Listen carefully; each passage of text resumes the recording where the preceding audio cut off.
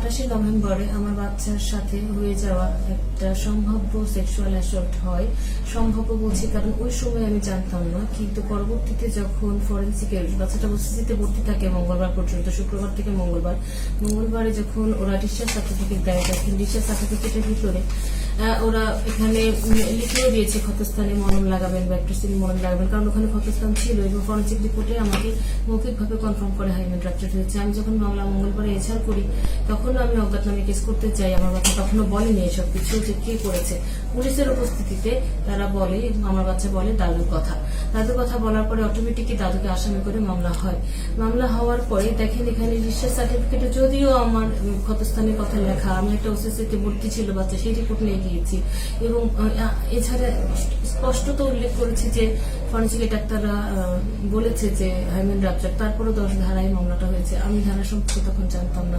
10 ধারায় মামলা হওয়ার কারণে 9-এর 1-এ হওয়া উচিত ছিল, সেটা না হয়ে 10 ধারায় হওয়ার করেছে। তারপরে এরা আসামিকে গ্রেফতার করে এবং কোর্টে চালান করে, এটা আমি শুনেছি। থানায় গিয়ে যাওয়ার পরে ওই দিনই 10 ধারাও নন বেইলেবল অফিস, এটা আমি জানি।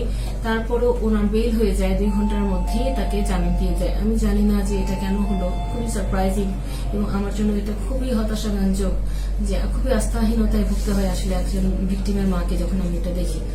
দেখার পরে পরবর্তীতে আমি ফার্দার যে সব আইনের প্রসিডিউর সেগুলো শুরু হয়। 22 ধারা জবানবন্দিও হয়। আমার বাচ্চার জবানবন্দির ভিতরেও আমাকে ওনারা থাকতে দিলেন না।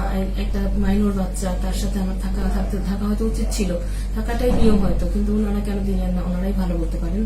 এরপরে আমি মামলার স্বাভাবিক যে প্রক্রিয়া সেটার জন্য আমি ওয়েট করতে থাকি। এর ভিতরে নানানভাবে মানসিকভাবে সামাজিকভাবে আমি ভিক্টিমের মা, আমাকেই হেয় প্রতিপন্ন করেছে নানানজনে, নানানভাবে চাপ দিয়েছে। পরিবার থেকে এই চাপটা বেশি আসছে, কারণ আমার হাজবেন্ড এখনো তার এই ঘটনার পরও তার বাবার আসামি পক্ষেই সে কথা বলছে।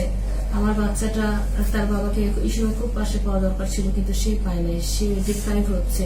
যখন একটা মানুষকে আসামি এবং অ্যাকিউজড এবং ভিক্টিমের ভিতরে চুজ করতে হয়, তখন যদি অ্যাকিউজকে চুজ করে তাহলে সেটা খুব দুর্ভাগ্যজনক। একটা বিবেকবান মানুষ এটা করতে পারে না। আমি আমার বাচ্চার সাথে হয়ে যাওয়া ঘটনার সম্পূর্ণ বিচার চাই। আমি বাংলাদেশের বিচার এবং আইন শৃঙ্খলার উপর সম্পূর্ণ আস্থা রাখি এবং বিশ্বাস করি। আমি একজন ভিকটিমের মা হিসেবে এবং বাংলাদেশের হাজার হাজার হাজার হাজার ছোট ছোট বাচ্চার মায়ের পক্ষ থেকে চাই আমার বাচ্চাটার বিচার হোক। প্রত্যেকটা বাচ্চা মায়ের কোলে নিরাপদ থাকুক, প্রত্যেকটা বাচ্চার সুস্থ একটা ভবিষ্যৎ পাক, সুন্দর একটা ভবিষ্যৎ পাক। আমি এখানে কেস করে কোনো অন্যায় করে নেই। আমি হিউমিলেটেড কেন হব? আমি যদি ভয়েস রেজ না করি, আমি যদি কথা না বলি, তাহলে কে কথা বলবে? সবাই যদি আমরা চুপ থাকি তাহলে তো ঘরে ঘরে বাচ্চারা রেখে থাকবে।